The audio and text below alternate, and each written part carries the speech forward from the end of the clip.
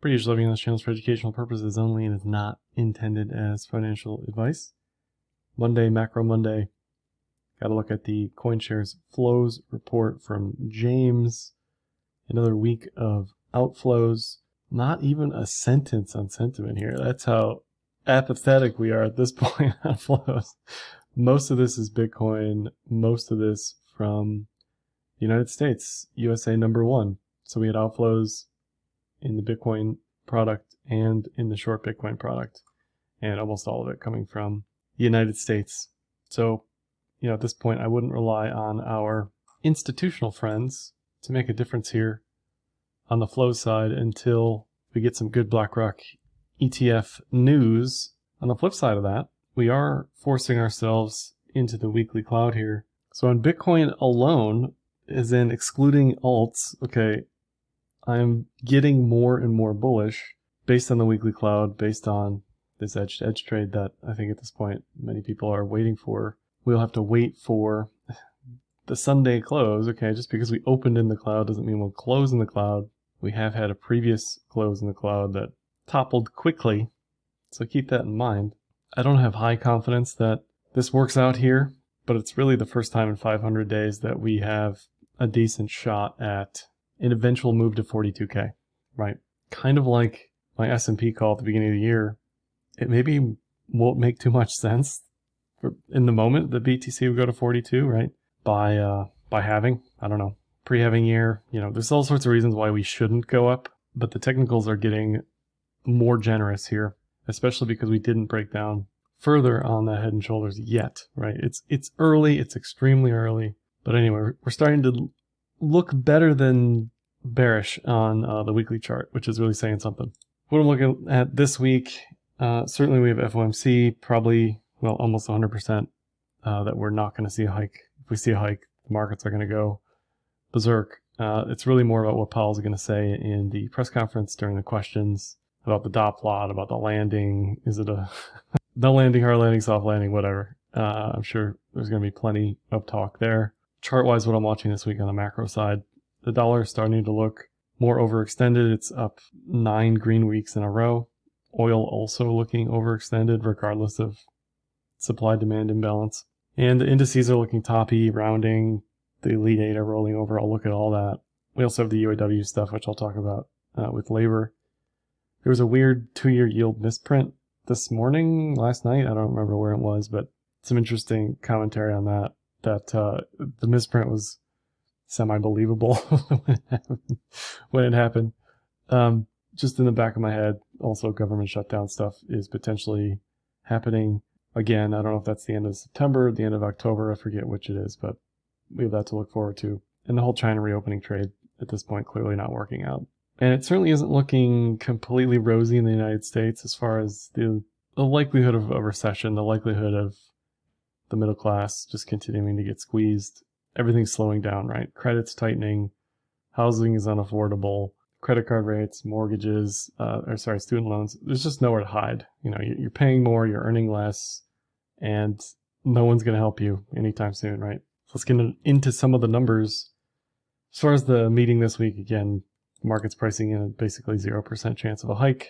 No meeting next month. The next meeting would be in November. We'll see what these probabilities look like for a hike after the meeting. Market kind of pricing in no hike as well in November. And that's obviously dependent on unemployment. It's dependent on inflation. Trueflation has us above 2, below 3. We had a hot CPI print last month, the second consecutive rise. Hot in the sense that it was rising instead of falling. Not necessarily unexpected based on projections. Next month's projections probably come in flatter rather than rising, but we're not even close to the Fed's target yet, so the Fed is unlikely to relent. Sorry, folks. I like the CPI breakdown. Really shows you the services component remains elevated. Goods down considerably. Food down pretty significantly, and the energy component is rising again. On the question of shelter versus energy, right? That's going to be the next fight because energy costs are rising. The shelter costs are down significantly year over year, but are significantly lagging in CPI. So the question is, are those going to offset each other in CPI? Is it even going to matter to most consumers, the cost of gas is probably their best gauge for inflation other than food at home, food away. There's lots of chatter across social media about fast food prices being extremely elevated, restaurant prices extremely elevated. People are very much aware that that's happening, based on costs. Here's a look at CPI from Jeff versus real markets, and I'll leave this in the description of the video so you can look at those graphs. But another example of that would be this from Jeremy Schwartz. Alternative headline inflation would be 1.45%, taking into account the actual shelter data as we sit here currently, which surprisingly is lower than trueflation even. So it kind of goes to show we can slice and dice this however we want. We can make it look however we want, but people know what reality is, right? People know that this is reality, right? Things are, especially food, 20% more expensive over multiple years, right? This isn't just a year-over-year calculation. Gasoline up 40%. So this is what the consumer is feeling, right? We can argue about year-over-year versus what Paul Krugman is talking about, taking out food, energy, shelter, and used cars. And we're there, baby. If we just take out everything everybody needs, and we're fine. We're totally fine. Economy's great. This just makes no sense to me. I have no words for that. And then because of the oil spike in price along with inflation, wages, deficits, this idea of potentially entering a recession, stagflation is coming back into the zeitgeist when we're thinking about where are we? Is this the 90s? Is this the 70s? Are we going to get that double dip in inflation? Are we going to see earnings rise with all these strikes, UAW, Hollywood, hotel workers strike, just to name a few? So wages are certainly a very important data point going forward here. Before I talk about employment, let me mention today's video sponsor, Kraken Pro. Kraken Pro is a complete overhaul of the Kraken trading experience with a one-stop shop for advanced and professional traders. Kraken Pro enables efficient trading execution across multiple markets with a UI that allows for unique optimization tailored to your trading style. You can check out Kraken Pro with a link in the description of this video. There was actually most of the market up today. Link was up 10% briefly. Sol up a decent slug. ETH not as much. BTC was up more at one point. LTC up a little bit. I think this to me is more representative of lack of liquidity than new money coming into the ecosystem. There's a lot of money just sloshing around. For the most part, I expect alts to continue to bleed against Bitcoin over long term. You can see my darling here, XMR BTC falling a little bit. I still like this setup though. And of course, on Kraken, they have Forex if you don't want to trade crypto at all. Something else to watch that I've been talking about, Euro USD, which is our friend on the Bitcoin land, sadly, because the Eurozone's in big trouble. So if you're a Bitcoiner, you really have to root for the Euro here, or a decoupling from DXY. As far as employment goes, as Jeff points out, Jeff's my analyst of the week, by the way. Great stuff from him. He's pointing out here that the California unemployment rate has started to tick up, which looks to be rather significantly. So we'll see if this continues. Not quite seeing that across the board in the US, obviously. In the tech sector and in the finance sector, we saw layoffs ratchet up considerably at the beginning of the year, the previous quarter. I'm seeing less of that now. Here's just a look to quantify that from layoffs.fyi, just in the tech sector. It's certainly cooled down quite a bit. But I think the bigger problem now is the rest of everything, right? We saw that massive trucking company, Yellow, sort of collapse. We're seeing all these work stoppages and strikes, mainly because worker real wages haven't kept up with inflation, cost of living. And, you can think a 30% pay raise is crazy on paper. But when you look at the decline in real wages, this may be even crazier, right? So if you're wondering why they are striking, this is why they are striking, right? Real wages have declined significantly. On top of that, I know the whole topic of union membership is extremely political, but from the data I'm able to see, it appears as though declining union membership is correlative to a widening income inequality. That doesn't help the middle class, that doesn't help the consumer, that doesn't help people buy houses, that doesn't help people pay student loans, right? So something's got to give here eventually. Either you strike or you just remain poor, right? And here's another graph for that. Workers' share of corporate income hasn't recovered since 80s, 90s, even early 2000s. So taking this into account, to me, it certainly makes sense why they're striking. Now, again, as crazy as things are over here, elsewhere, things are much, much worse, right? If we look at average annual wages, absolutely wild. I assume there's currency conversion in here, dollar strength versus weakness of other countries. But, USA number one, USA exceptionalism all day in that chart with dollar strength where it is. And here's just, again, a data point to quantify. How's the consumer doing? Well, student loans will pull $100 billion. I think this is Wall Street Journal, out of consumers' pockets. So, they're not going to get magically more financially secure based on what's coming down the pipe, right? It just is what it is. Typical American household spending $700 more than they did 2 years ago on the same goods and services. It's not like those goods and services got better. That's inflation for you, right? So everywhere you look, the average consumer getting hit considerably in the United States. Just doing a bit of around the horn as far as what else is going on with some of the inflation components. This is the used vehicle index. Nice looking head and shoulders, hasn't quite come down yet. Still quite high, still well above the pre-pandemic, average trend line there. Fertilizer came down quite a bit with all the spikes in commodities and petroleum, oil, whatever products, right?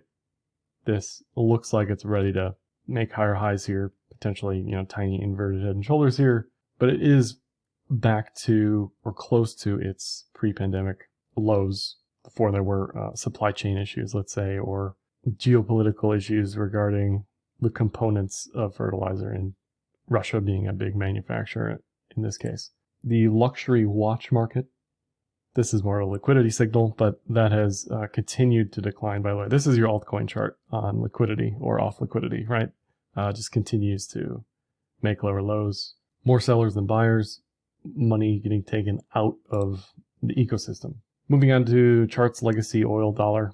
I do think dollar is getting more convincingly overextended. I don't think that means it's over for the dollar, but this does look like a rising wedge on the dollar. Oil also overextended, but I don't see any immediate signs that it's ready to reverse. It doesn't have a bear div just yet on RSI. It's in the wheelhouse for the technical level. We'd expect this to cool off here somewhere between 91 and 96. And as far as the S&P and NASDAQ, continued to look very, very neutral at best and worryingly bearish. To me, all I can see is a head and shoulders pattern on both. The cloud kind of suggests a bearish edge-to-edge trade. Now, can I be bearish on legacy on the daily time frame and bullish on Bitcoin on a weekly time frame? I think so. I think that's fair. Doesn't give me a lot of confidence that that's going to play out exactly how I think it is on the weekly Bitcoin chart. But if Bitcoin can hold its level as legacy is declining, which is unlikely, that would be extremely bullish. If Bitcoin can gain some tailwinds, if dollar reverses, that would be bullish. But that 42K move isn't a weekly move. It's not a monthly move. It's more like a 6-month move, right? So definitely keep that in mind. But if legacy does pull back, it will probably have to bottom before Bitcoin can do well. That's, I think, my base case assumption. And as far as the crude oil from Bianco here, this is the implied demand, which is at an all-time high. So it's pretty simple economics. Demand rising, supply falling, prices going up. As far as the S&P, we still have bad breath as far as most of the S&P is made up of 10 companies, right? 34% of the index is 10 companies. And as a group, none of them are bearish per se. Apple, Microsoft, Netflix, inside of the cloud, neutral on technicals there. Netflix probably looking the worst among them. Nvidia, Amazon looking ready for pullbacks. Amazon probably looks the best of this group. Google, to me, a bit of a rising wedge, bear div situation. Meta kind of neutral. And then there's Tesla, which is getting a lot of accolades for not having unionized labor and getting backpats for producing EVs at a cheaper price. I mean, we'll see. We'll see if the Tesla labor, in the United States anyway, doesn't unionize if the UAW gets a significant pay increase on their strike, right? That may buoy Tesla in the near term. This looks decently okay, but the chickens will likely come home to roost eventually here for Tesla. As far as flows on the year, I thought this was really interesting. Most of it, unsurprisingly, going to money markets, not so much equities, and even still, stocks did what they did despite having outflows on year to date, which is kind of wild. Just a absolute metric ton of money flowing into money markets, into treasuries.